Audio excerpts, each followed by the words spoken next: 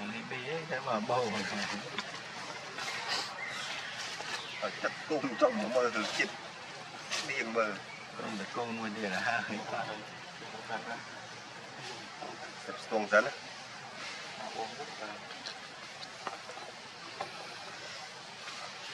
bố cái tao nói thế này đánh bài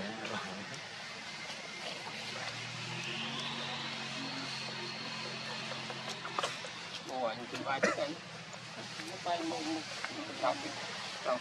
ta đánh bài là mãi rồi đấy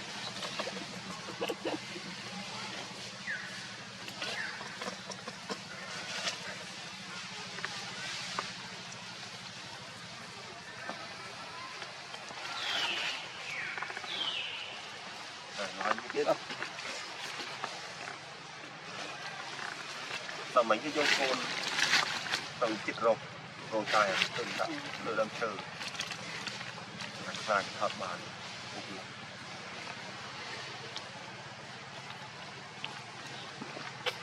xịt xua không nào thì viên